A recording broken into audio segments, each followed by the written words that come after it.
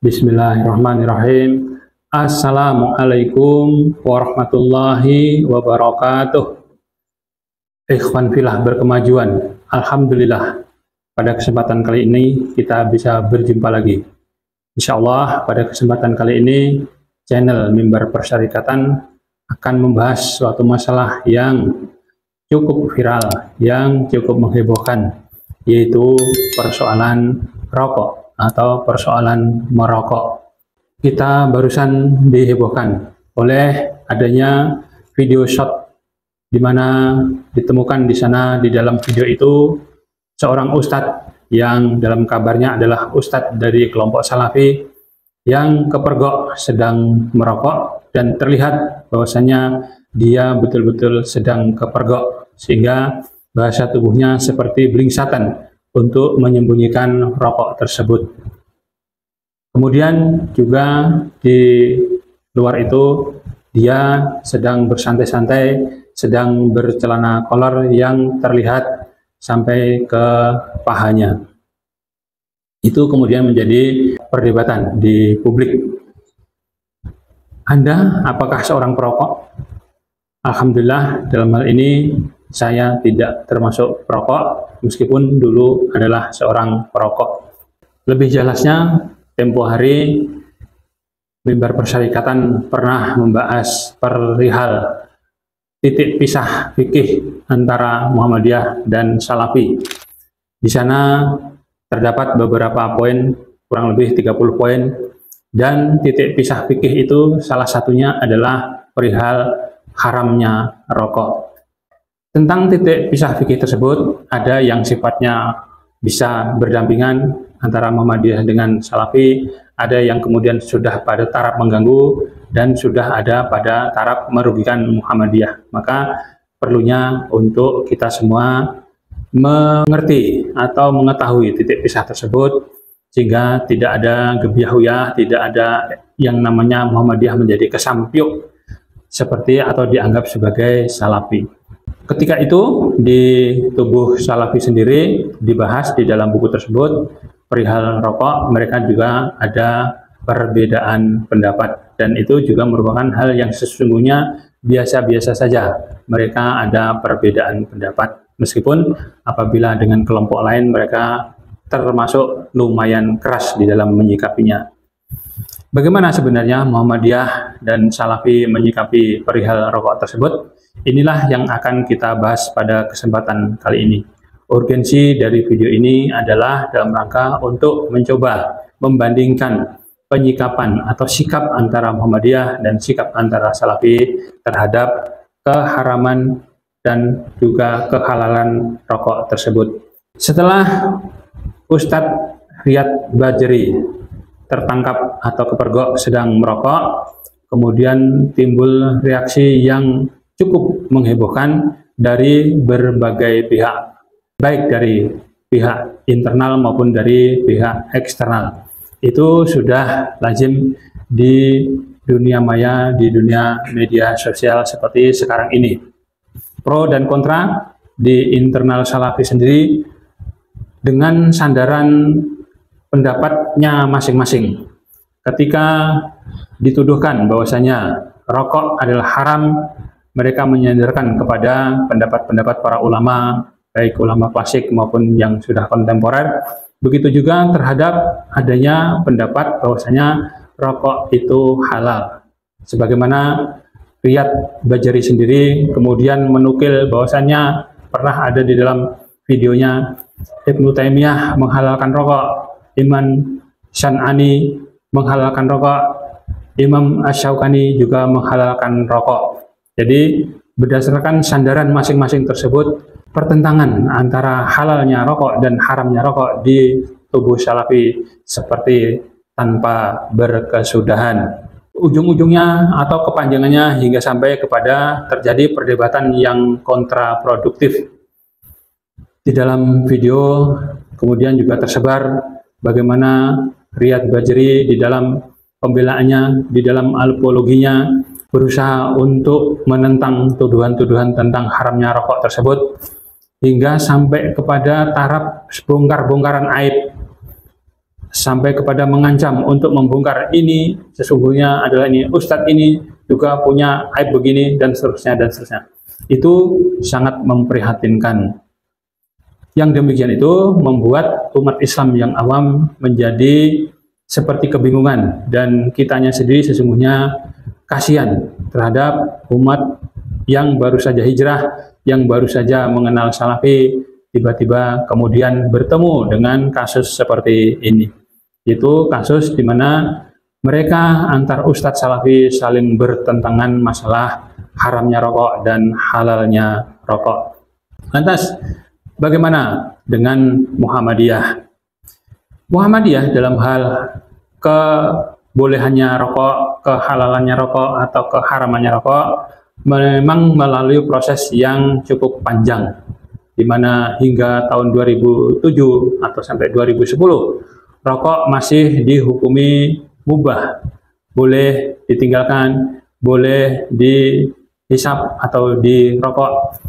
Dan perdebatan ataupun pembicaraan masalah rokok tersebut di Muhammadiyah juga penuh dengan dinamika.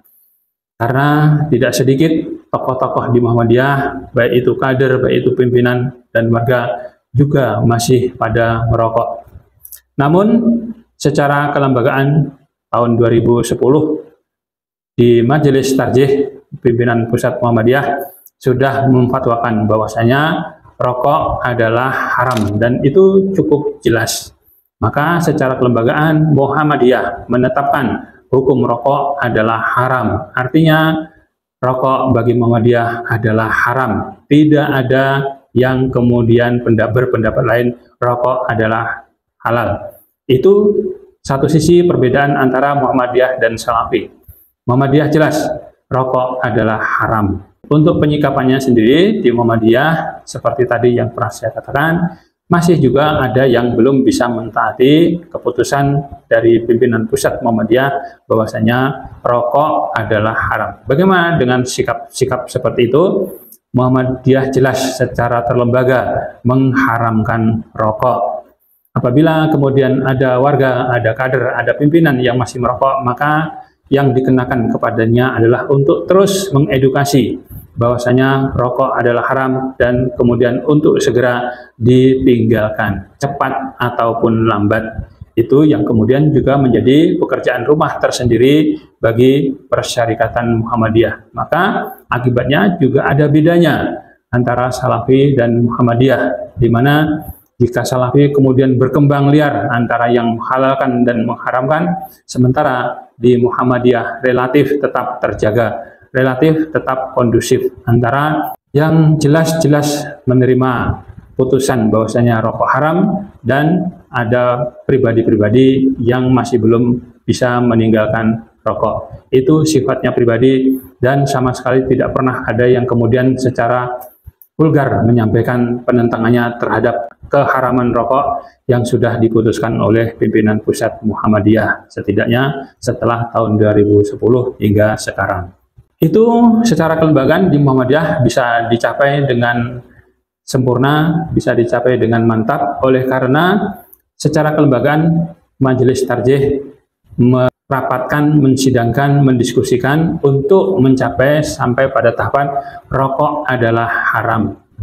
Beberapa di antaranya adalah ketika tahun 2010 itu Majelis Tarjih mengadakan halaqah fatwa tentang pengendalian tembakau, yang kurang lebih data-datanya adalah sedemikian ini. Ditemukan data-data secara kelembagaan, karena ketika Majelis Tarjih mengadakan diskusi dalam rangka untuk memutuskan posisi rokok adalah juga mengundang para ahli di bidang-bidang yang lain, tidak melulu masalah ketarjihan. Maka di sana ditemukan data di dalam rokok ditemukan ada sekitar 4.000 racun, di mana semuanya tentu berbahaya. Di antaranya misal nikotin, misal formalin, misal arsenik, dan lain sebagainya yang membahayakan dalam waktu jangka menengah atau panjang. Kemudian juga ditemukan adanya 5,4 juta orang-orang mati karena kanker, di mana kanker itu disebabkan oleh rokok dalam 1 tahun. Kemudian juga ditemukan data di dalam setiap 6 detik di dunia ini ada 1 orang mati karena rokok. Maka sepertinya perokok-perokok itu sedang menunggu giliran untuk mati dalam waktu setiap 6 detik. Kemudian juga ditemukan dari diskusi tersebut bahwasanya balita dari keluarga perokok itu angka kematiannya lebih tinggi daripada balita yang bukan dari keluarga perokok. Itu artinya bahwasanya rokok betul-betul bisa berdampak buruk bagi balita. Kemudian juga ditemukan yang lebih miris lagi adalah ternyata bila dibandingkan antara keluarga menengah kaya, menengah atas dengan keluarga miskin, menengah bawah, yang suka merokok adalah justru orang-orang miskin, orang-orang kelas menengah bawah. Jadi ini juga sangat memprihatinkan. Sementara mereka itulah yang menengah ke atas itulah yang menikmati dari perdagangan tembakau ataupun rokok. Sementara yang menikmati mudaratnya adalah justru orang-orang menengah bawah.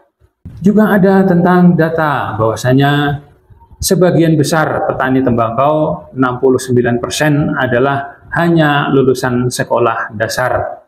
Itu kenapa? Itu karena memang mereka belum mencapai kesejahteraan, belum mencapai kemakmuran sebagaimana kalau kita melihat iklan rokok yang begitu mewah. Jadi ada kebalikan dari data tersebut dengan iklan-iklan rokok yang ada. Mereka, para petani tembakau, hidupnya hanya dengan berumah lantai, itu hampir 60% keadaannya. Maka ini juga hal yang sangat memprihatinkan. Kenapa bisa begitu? Ternyata kebanyakan tembakau dari Indonesia juga didapatkannya dari impor dari luar negeri. Maka keadaan situasi kondisi yang demikian itu berbalik dengan apabila digembar-gemborkan bahwasanya tembakau bisa memberikan pemasukan bagi negara. Namun data-data itu ternyata berbicara lain. Bahkan apabila para buruh petani tembakau dibandingkan dengan buruh petani yang lain, upah buruh petani tembakau adalah yang terendah, hanya sekitar 95.000 per bulan. Ini keadaan data-data yang membuka wawasan kita bahwasanya tidak melulu masalah kesehatannya saja tembakau atau rokok tersebut perlu kita hindari. Tapi ternyata keadaan situasi sosial dan ekonomi bahkan mungkin politik juga tidak baik-baik saja, bahkan perlu untuk ditinggalkan. Oleh karena itu, Muhammadiyah tidak lepas tangan. Muhammadiyah kemudian juga meminta kepada pemerintah untuk meratifikasi Framework Convention on Tobacco Control, yang mana supaya Indonesia bersama dengan negara-negara di seluruh dunia untuk turut mengendalikan tembakau, supaya di dunia ini suaranya menjadi seragam dan punya kekuatan moral untuk mengendalikan keberadaan rokok. Sehingga tidak sembarangan bisa iklan rokok dan tidak sembarangan bisa berjualan rokok di mana-mana. Tentu apabila kita sudah meratifikasi framework tersebut, kemudian keadaan atau kendali rokok bisa direm sedemikian rupa, tidak seperti sekarang ini. Karena kecenderungan untuk bertambahnya perokok adalah para pemula, adalah para anak-anak dan remaja. Ini sangat memprihatinkan sekali. Muhammadiyah bahkan tidak hanya sekedar itu, di dalam hal menanganinya, Muhammadiyah secara syar'i berpedoman terhadap maqasidus syariah, di mana yang pertama adalah menjaga agama, yang kedua menjaga jiwa ataupun menjaga kehidupan diri sendiri, yang ketiga menjaga harta, menjaga keluarga, dan menjaga akal. Berdasarkan itu, adanya pensyariatan haramnya rokok dan syariat-syariat yang lain harus berprinsip kepada 5 hal tersebut. Sementara di dalam rokok jelas diketahui mengandung bahaya yang bisa membunuh, maka jatuhnya haram adalah sesuai dengan yang dinyatakan dalam Al-Quran. Wala taqtulu anfusakum, janganlah kamu membunuh dirimu sendiri. Karena rokok jelas-jelas bisa sampai kepada mudarat, membunuh jiwa manusia. Bahkan di dalam bungkus rokok sendiri ada tulisannya, rokok membunuhmu. Kemudian bagi keluarga ataupun pihak-pihak yang belum merokok atau tidak merokok, dikenakan Al-Quran surat At-Tahrim, "O angkusakum wa ahlikum naro." Jangan sampai kemudian terjerumus kepada siksa api neraka yang disebabkan oleh rokok. Maka rokok tersebut adalah jelas-jelas haram. Juga ada data dari diskusi Majelis Tarjih, masyarakat yang taraf ekonomi sosialnya menengah bawah, pertama memprioritaskan untuk membeli beras. Baru yang kedua adalah memprioritaskan untuk membeli rokok. Yang ketiga, keempat, kelima seperti pendidikan, seperti kebutuhan untuk olahraga, untuk refreshing, itu di nomor sekian kan. Nomor satu beras, nomor dua adalah untuk membeli rokok. Ini tentu keadaan yang sangat memprihatinkan. Itu apabila kemudian tidak disesuaikan dengan maqasidus syariah tadi, tentu akan sangat bertentangan dengan keberadaan agama itu sendiri, tentang keberadaan syariat itu sendiri. Untuk penerapannya berdasarkan tadrij yang berangsur-angsur, sedikit demi sedikit, perlahan-lahan berproses, kemudian juga berprinsip taisir, dimulai secara yang lebih mudah-mudah dulu, yang memungkinkan dulu, dan adamul khuruj, yang menghilangkan kesulitan-kesulitan.